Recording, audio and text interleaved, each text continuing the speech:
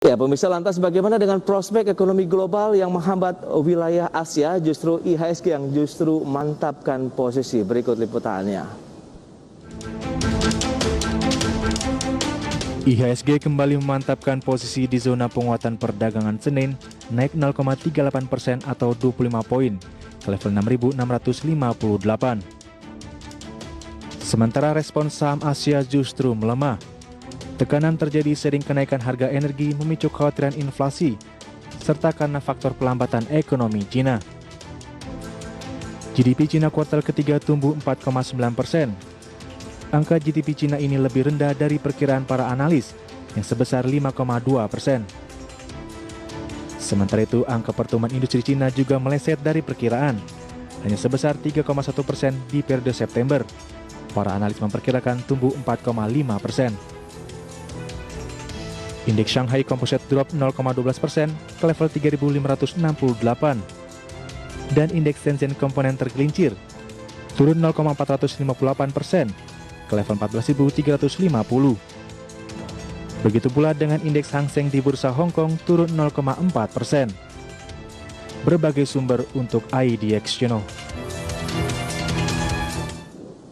Ya, kita beralih ke dalam negeri. PT Era Jaya Swasembada Tbk dengan kode saham ERA lewat Era Jaya Food and Nourishment menekan perjanjian kerjasama joint venture dengan Paris Baken fast casual bakery populer dari Korea Selatan.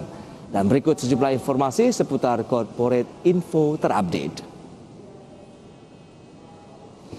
Ya, yang pertama kita akan lihat ada menggandeng Era Jaya Food Nourishment atau ERA, Bakery Paris Baguette Korea Selatan resmi masuk Indonesia. Kemudian RUPSLB SCTV dengan kode sahamnya SCMA menyetujui untuk rencana stock split dengan rasio 1:5. Kemudian Pevindo menurunkan peringkat FAST, VOKS dan PSAB selama kuartal 3 tahun 2021. Selanjutnya, oversubscribe 6 kali. Ace Oldfields dengan kode saham kuas akan mencatatkan sahamnya di bursa pekan depan. Ya, kita beralih ke pergerakan indeks harga saham gabungan yang kembali memantapkan posisi di zona penguatan perdagangan pada Senin kemarin, naik 0,38% atau 25 poin ke level 6.658. Ya, lantas bagaimana dengan pergerakan bursa Eropa? Pertumbuhan ekonomi China yang melambat, kemudian bursa ekuitas Eropa pun akhirnya berguguran. Di Jerman, DAX menyusut 0,72% di level 15.474, kemudian FTSE 100 Inggris berkurang 0,42% di level 7.203, CAC 40 Prancis juga turun 0,81% di level 6.673. Ya, kita beralih ke bursa Wall Street. Dow Jones Industrial Average melemah tipis 0,1% di level 35.258. Kemudian S&P 500 ditutup naik 0,34% di level 4.486. Kemudian Nasdaq Composite Index juga naik 0,84% di level 15.021. Beralih ke wilayah Asia.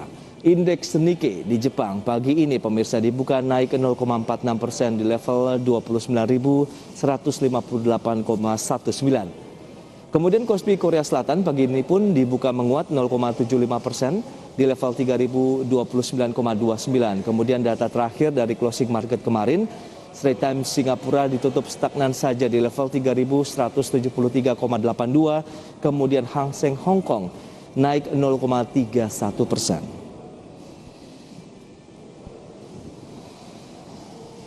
Ya, kita beralih ke pergerakan harga komoditas. Minyak kategori WTI pemirsa mengalami tekanan 0,04% di level 81,66 dolar Amerika per barrel.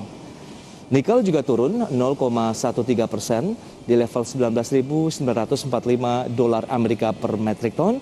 Emas melemah 0,07% di level 1.764,4 dolar Amerika per troy ounce.